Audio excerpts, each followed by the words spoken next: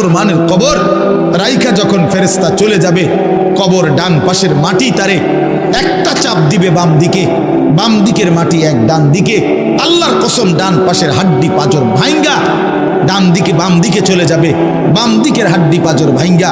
রাসূলুল্লাহ সাল্লাল্লাহু আলাইহি ওয়াসাল্লাম বলছে, বন্ধু দেখেন, হাত্তা তাখতালিফা আদলাউহু, এই দুই আঙ্গুল যেভাবে এভাবে একটার ভিতরে ঢুকে গেছে, খোদার কসম ডান পাশের হাড্ডি পাঁজর বাম পাশের হাড্ডি পাঁজর এইভাবে একটার ভিতরে ঢুকে যায়। এটার অর্থ এটা। হ্যাঁ, রাসূলুল্লাহ সাল্লাল্লাহু আলাইহি সাল্লাম একদিন হযরত বারা ইবনে আযিব রাদিয়াল্লাহু তাআলা আনহু থেকে বর্ণিত, নবীজি একদিন এক সাহাবীর জানাজা পড়তে গেছেন। জানাজা পড়তে গিয়ে খালি কবরের সামনে কিছুক্ষণ দাঁড়াইছেন, তখনও ওনারে কবরে রাখে নাই, জানাজাও পড়ায় নাই। নবীজি আগে গিয়া কবরটার সামনে দাঁড়াইছে। হযরত বারা ইবনে আযিব বলেন, আমরা নবীজির সাথে ছিলাম। আল্লাহর নবী সাল্লাল্লাহু আলাইহি সাল্লাম কবরের খালি এই কবরে দেখা অঝরে কাঁদতে শুরু করছে। আমরা সবাই সাহাবীরা নবীজির সাথে কাঁদতে শুরু করলাম। অনেকক্ষণ কাইদা নবীজি চোখের পানি মুইছা আজীব কথা বলছে নবী। রাসূলুল্লাহ সাল্লাল্লাহু আলাইহি সাল্লাম সাহাবীদেরকে লক্ষ্য করে বলছে, ইয়া ইখওয়ানি লিমিসলি হাদা ফাআইদ্দু, আমার বন্ধুরা, আমার সাথীরা, এই কবরে যাওয়ার জন্য তোমরাও রেডি হও। ফাআইদ্দু, তোমরাও প্রস্তুতি নাও, অচিরেই তুমি আমি সবাই এই কবরেই পৌঁছে যাইতে হবে। রাসূলুল্লাহ সাল্লাল্লাহু আলাইহি সাল্লাম বলছে, প্রিয় বন্ধু আমার, জওয়ান সাথী আমার, সামান্য এই কয়দিনের জওয়ানি নষ্ট না করা, নষ্ট না করা, কোনোভাবেই নষ্ট না করা। তো এই জন্য বললাম, এই সূরা মুলক এটা আল্লাহ তাআলা অত্যন্ত ফজিলতপূর্ণ একটি সূরা। রাসূলুল্লাহ সাল্লাল্লাহু আলাইহি সাল্লাম বলছেন, এটা কবরের আযাব থেকে রক্ষা করবে। এই সূরা নিয়মিত তাফসীরের মধ্যে আমি নিজে পড়ছি, তাফসীরে কুরতুবীতে আছে। আল্লাহর নবী সাল্লাল্লাহু আলাইহি সাল্লাম বলেন, লাওয়াদিতু, নবীজি বলেন, আমার দিলের আশা, আমার দিলের তামান্না, আমার উম্মতের প্রতিটা মুমিন তার কলিজার ভিতরে, তার জবানে এই সূরা মুলক থাকুক, সূরা মুলক থাকুক। অর্থাৎ রাসূলুল্লাহ সাল্লাল্লাহু আলাইহি সাল্লাম বলতেন, আমার প্রতিটা মুমিন বান্দা উম্মত যেন এই সূরা মুলক তেলাওয়াত করে, যেন কবরের আযাব থেকে রক্ষা পায়। নবীজি 5 ওয়াক্ত নামাজের পরে, আল্লাহর কসম ভাই, এখানে অনেক ওলামায়ে কেরাম আছে, আপনি জিজ্ঞাসা করুন, নবীজি 5 ওয়াক্ত নামাজের পরে, সরদারে দু আলম নবীর তো কোনো গুনাহ নাই, তিনি নিষ্পাপ, তিনি তো জান্নাত উদ্বোধন করবেন। আনা আউয়ালু মান ইয়াকরাউ বাবাল জান্নাহ, নবী বলছে, আমি সেই মুহাম্মদ যে প্রথম জান্নাতের দরজা আমি নাড়ব, জান্নাতের কড়া নাড়ব আমি মুহাম্মদ। ভিতর থেকে ফেরেশতা বলবে, আপনি কে? আমি বলবো মুহাম্মদ। ফেরেশতা বলবে, আনতাজিরু লাক, আমি তো আপনার অপেক্ষাই করছিলাম, আপনি আসবেন বলেই তো অপেক্ষায় ছিলাম, আপনি উদ্বোধন করে দিলেই তো বাকিরা ঢুকবে। তো সেই নবী যিনি জান্নাত উদ্বোধন করবেন, তিনি 5 ওয়াক্ত নামাজের পরে ভাইয়া প্রতিদিন তিনি যেই কথাটা দোয়া করতেন, এর মধ্যে একটা দোয়া এটা, আল্লাহুম্মা ইন্নী আউযু বিকা মিন আযাবিল কবর ওয়া মিন ফিতনাতিল কবর ওয়া মিন ফিতনাতিল মাসীহিদ দাজ্জাল ওয়া মিন ফিতনাতিল মাহইয়া ওয়াল মামাত। আল্লাহ, আমি কবরের আযাব থেকে পানাহ চাই। নবীজি নিজে বলতেন, নবীজি নিজে বলতেন। প্রিয় ভাই, বাবা আমার, চলেন সবাই নিয়ত করি, নিজেকে গুনাহ থেকে বাঁচানো দরকার, নিজের আল্লাহর নাফরমানি থেকে বাঁচানো দরকার। আল্লাহ তাআলা বলেন, ইন্নাল্লাযীনা ইয়াখশাউনা রাব্বাহুম বিল গায়ব, আমি আল্লাহকে না দেখে, আমার কথাগুলো আখিরাত সম্পর্কিত, এগুলোকে না দেখে যারা আমি আল্লাহকে ভয় করে, আখিরাতকে ভয় করে, জাহান্নামকে ভয় করে, কবরকে ভয় করে, আল্লাহ বলেন, তাফসীরের মধ্যে লিখছে, ভয় করে মানে হলো গুনাহ বর্জন করে। কোন ব্যক্তি আল্লাহকে ভয় করে, খোদার কসম এই কথার অর্থ হইল গুনাহ ছেড়ে দেয়। যে গুনাহ ছেড়ে দেয় সে আল্লাহকে ভয় করে, যে আল্লাহকে ভয় করে সে গুনাহ ছেড়ে দেয়। কোনো নাফরমান আল্লাহকে ভয় করে না, আল্লাহকে ভয় করলে গুনাহ করতে পারে না। বুঝেন নাই বাংলা কথাটা? এটা কাগজের এই পিঠ ও পিঠ, কাগজের এই পিঠ ওই পিঠ। এই পিঠে যদি লেখা আছে আল্লাহর ভয়, তো ওই পিঠে লেখা থাকবে গুনাহ বর্জন। যে গুনাহ ছেড়ে দেয় সে অটোমেটিকলি আল্লাহকে ভয় করে, যে আল্লাহকে ভয় করে সে গুনাহ বর্জন করে। এই জন্য তাকওয়ার অর্থ আল্লাহর ভয়, এটার প্রথম অর্থ হইল গুনাহ বর্জন। মান খাশিয়ার রহমান, আল্লাহকে ভয়, এটার প্রথম অর্থ গুনাহ বর্জন, গুনাহ বর্জন। আমার শায়েখ আল্লামা মুফতি মুশতাকুর নবী সাহেব সব সময় চিল্লায় মাহফিলে, অনেক সময় হাজারি করে বলে যে বাপ গুনাহ আগুন, গুনাহ আগুন, গুনাহ আগুন। প্রতিটা গুনার পিঠে ওই পিঠে আগুন আছে। নারীর প্রতিটা বেপর্দা দৃশ্যের মধ্যে খোদার কসম আগুন জ্বলে। ওই সিনেমার নর্তকীর শরীরে আগুন জ্বলে, ওই নায়িকার শরীরে আগুন জ্বলে, মোবাইলের ওই অস্থির ছবির মধ্যে আগুন জ্বলে, মদের আড্ডায় আগুন জ্বলে, জুয়ার আড্ডায় আগুন জ্বলে, সুদের টাকায় আগুন জ্বলে, ঘুষের টাকায় আগুন জ্বলে, বেপর্দা নারীর শরীরে আগুন জ্বলে। ওইটা রূপ না, ওইটা আগুন, ওইটা জাহান্নাম, ওইটা জাহান্নাম। আল্লাহ তাআলা বলেন ইন্নাল্লাযীনা ইয়াখশাউনা রাব্বাহুম বিল গায়ব, আল্লাহ তাআলা বলেন আমার যে বান্দারা আমার আখিরাত, আমার জাহান্নাম, আমার পরকাল, আমার কবর, এই কথাগুলোকে ভয় করে, আমি আল্লাহকে ভয় করে, না দেখে, না দেখে আল্লাহ বলেন আমি ওয়াদা দিলাম লাহুম মাগফিরাতুন ওয়া আজরুন কাবীর, আমি তাদের পেছনের সব গুনাহ মাফ করে দেব আর আমার সবচেয়ে বড় পুরস্কার জান্নাত দিয়ে দেব। এখানে এটা এমন শব্দ না যে কিছু শব্দ তো আছে একটা শব্দের সাথে আরেকটা বলছে অর্থহীন, যেমন কলম টলম, তো এটা সবাই বুঝে যে টলমের কোনো অর্থ নাই। কাগজ টাগজ, তো কাগজের অর্থ নাই।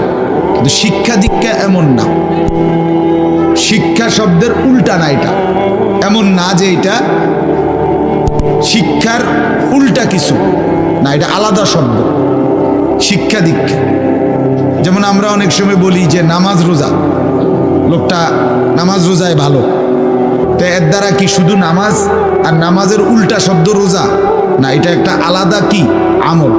নামাজ একটা ইবাদত, তো রোজা একটা ইবাদত। তো শিক্ষা এটা একটা বিষয়, দীক্ষা এটা একটা বিষয়। শিক্ষা তো তালিম, দীক্ষা এটা তরবিয়ত, আখলাক। আখলাক অর্থাৎ শব্দ মুখস্থ করা এটা যেমন জরুরি, জিন্দিগি গঠন করা এটাও সমান জরুরি, বরং তার চাইতে বেশি জরুরি। এই জন্য আমাদের ফেনীর একজন বড় বুজুর্গ আলেম আছেন, ফেনী জামিয়া রশিদিয়া মাদ্রাসার হজরত মাওলানা মুফতি শহীদুল্লাহ দামাত বারাকাতুহুমুল আলী, বাংলাদেশের অনেক বড় একজন বুজুর্গ আলেম। হজরতের মাদ্রাসা ফেনীতে, সেই মাদ্রাসা একটা মাদ্রাসায় কওমি মাদ্রাসা, সেখানে প্রায় 6 থেকে 7 হাজার ছাত্র পড়ালেখা করে, প্রায় 200-র উপরে ওস্তাদ আছে, 200-250 হবে। তো এই জন্য বললাম যে হজরত সবসময় বলে যে পড়া মেধা অনুপাতে কম বেশি হইতে পারে, আখলাক বরাবর হইতে হবে। আখলাক, ছাত্র মেধাগত যোগ্যতার কারণে কেউ রুল নাম্বার 1, কেউ রুল নাম্বার 10, কিন্তু আদব আখলাক বরাবর বরাবর হওয়া চাই। আমরা এটা খুব খেয়াল করি না। আজকে সবাই মনে করে বাচ্চার পড়ালেখা হচ্ছে, ঠিক আছে, পড়তেছে, যাইতেছে, আসতেছে, ছেলেটা পড়তেছে, রেজাল্ট আসছে, কিন্তু আখলাক কোথায়? যে ছেলেটা কখনোই প্রস্রাব করে টয়লেট পেপার ব্যবহার করে না, দাঁড়িয়ে বসে প্রস্রাব করার ক্ষেত্রে কোনো পার্থক্য করে না, তো তার আখলাক, তার জীবন গঠন হইল, শব্দ না মুখস্থ হইল, শব্দ না মুখস্থ হইল। যে ছেলেটা তার মোবাইলের মধ্যে রাত দিন নাচ গান ছবি জিনা ব্যভিচারের দৃশ্য অথবা শুধু শুধু অনর্থক মোবাইলটা টিপলো, তো পড়া তো মুখস্থ করলো, কিন্তু আখলাক কই হইল? আখলাক কই হইল? 3 বছরের বাচ্চার হাতে মোবাইল দিয়ে দিছে, 2 বছরের বাচ্চার হাতে অভিভাবক মোবাইল দিয়ে দিচ্ছে। মানে খামখেয়ালির এক জিন্দিগি। এক সন্তান গঠন কিভাবে করতে হয় মুসলমান তাও জানেন, তাও জানেন। বাচ্চাকে টেলিভিশনের হাতে তুলে দিছে, টেলিভিশন দেখে দেখে শেখো। বাচ্চাতে সমবয়সীদের হাতে তুলে দিছে যে সমবয়সী বন্ধুদের সাথে আড্ডা দিতে দিতে যা শেখো শেখো।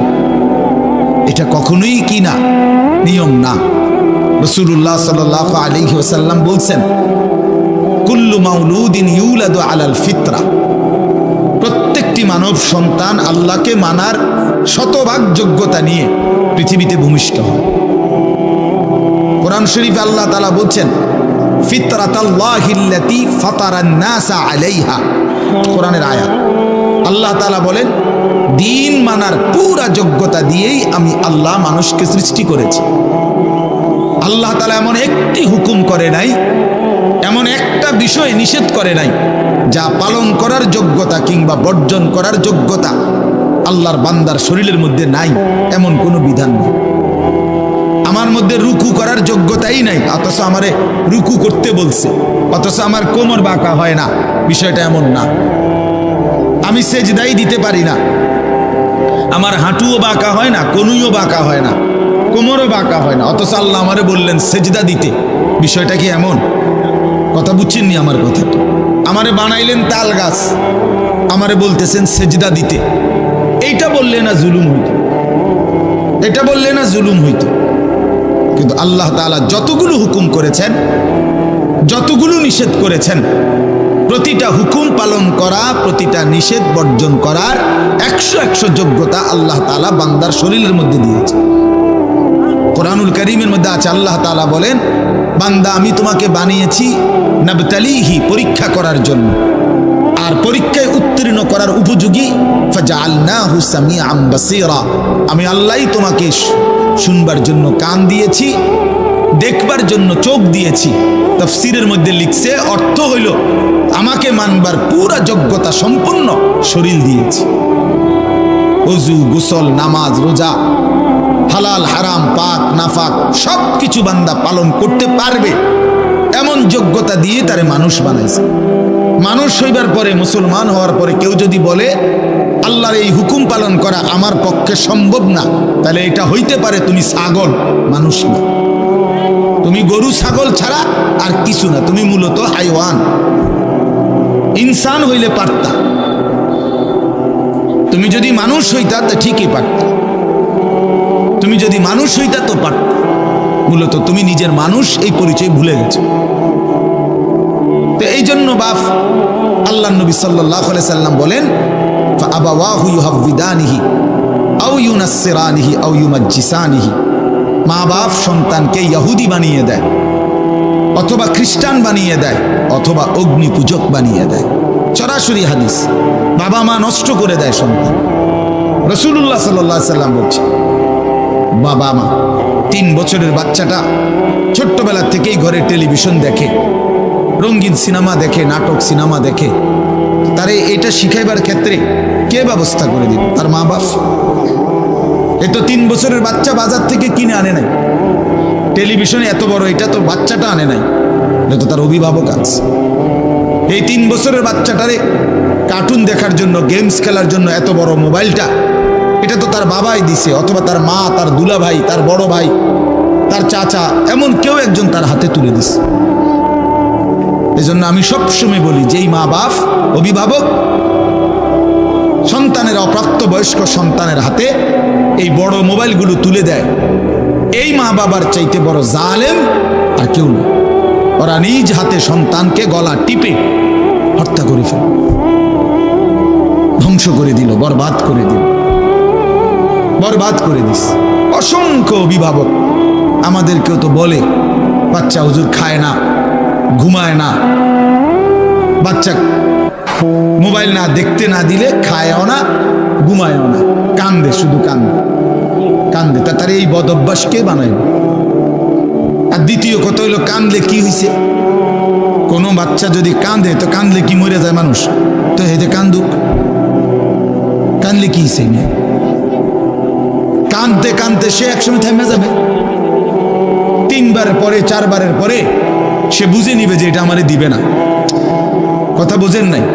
কাঁদতে কাঁদতে নইলে 3 বার কাঁদলো, 4 বার কাঁদলো, 10 বার কাঁদলো, একটা পর্যায়ে সে বুঝবে যে এটা আর আমারে দিবে না, এটা আমারে দিবে না। এই জন্য বাপ আমার এটা খেয়াল করা চাই। আমি এই কথাটা শুরু করছি এই কথার থেকে যে কোরআন সুন্নাহর ইলমের জন্য, আদব জন্য। এক তো আপনি শুনলেন প্রতি সপ্তাহে জুমার বয়ান হয়, ইমাম সাহেব কইতে পারবো ইমাম সাহেব কি কয়, আমনে আমনের মতো, হুজুর হুজুরের মতো না। এই শুধু এতটুকুর জন্য আসা যাওয়া, আল্লাহর কথা শোনা, যে কি শুনলাম কিছুই বুঝলাম না, নিজের জন্য কিছুই গ্রহণ করলাম না, এটা ইনসাফ না। আল্লাহর কোরআন জিন্দেগি বদলাবার জন্য, আমাদের জীবনের পরিবর্তনের জন্য আসছে, পরিবর্তনের জন্য। কোরআনুল কারীমের প্রতি অক্ষর নূর, কোরআনুল কারীমের প্রতি অক্ষর হুদান হেদায়েত, কোরআনুল কারীমের প্রতি অক্ষর মাউইজা উপদেশ, কোরআনুল কারীমের প্রতি অক্ষর বুশরা সুসংবাদ, কোরআনুল কারীমের প্রতি অক্ষর বাসায়ের অন্তর্দৃষ্টি সম্পূর্ণ জ্ঞান, কোরআনুল কারীমের প্রতি অক্ষর আহসানাল হাদিস সর্বশ্রেষ্ঠ কথা, কোরআনুল কারীমের প্রতি শব্দ মুতাশাবিহান সাদৃশ্যপূর্ণ, কোরআনুল কারীমের প্রতি শব্দ মাসানি বারবার তেলাওয়াতকৃত পাঠকৃত। কোরআনুল কারীমের অসংখ্য বৈশিষ্ট্য আল্লাহ তাআলা কোরআনে উল্লেখ করেছেন। মা ফাররাতনা ফিল কিতাবে মিন শাই, আল্লাহ বলেন একটা বিষয়ের আলোচনা আমি বাদ দেই নাই কোরআনের মধ্যে।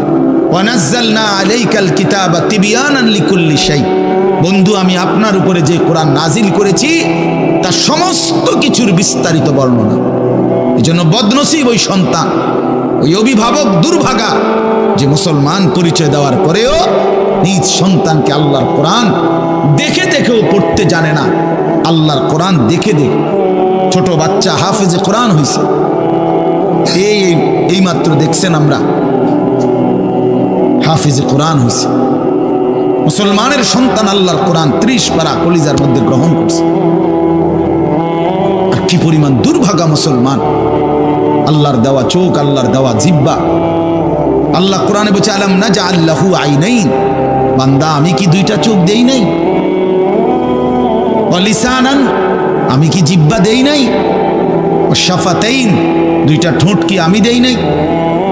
হাসরের ময়দানে আল্লাহ তাআলা জিজ্ঞেস করবে বান্দা আমার দেওয়া 2টা চোখ, আমার দেওয়ার জিহ্বা, আমার দেওয়া ঠোঁট, এত লক্ষ কথা বললা, এত কিছু দেখলা, এত শব্দ উচ্চারণ করলা, পৃথিবীর কত লক্ষ কথা তুমি জীবনে বললা, অথচ আমার কালাম সর্বশ্রেষ্ঠ আসমানি কিতাব মালিকের এই কোরআন, এটা একটু দেখে দেখেও পড়তে পারো না, এর চাইতে বড় বদনসিব আর কে হইতে পারে?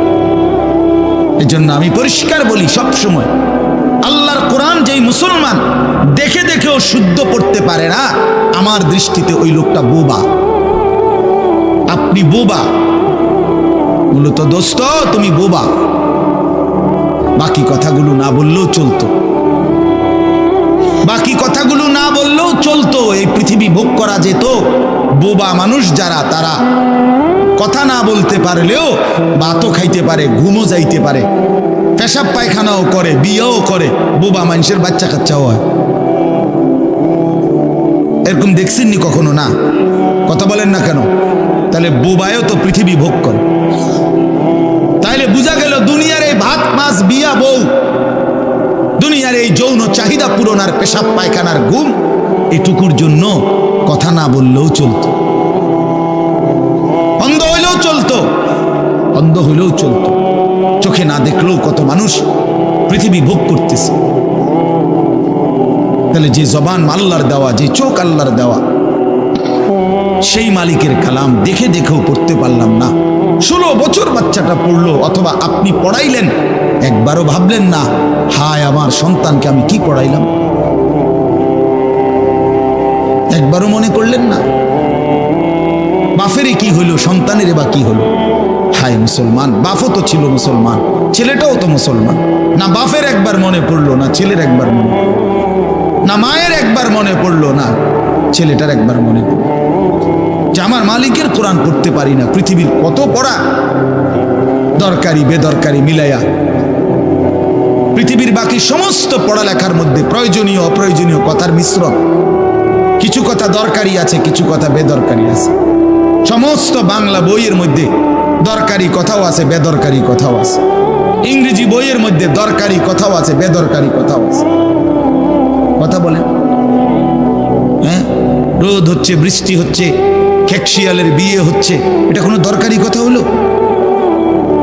এটা কিছু শিখার কিছু এটা?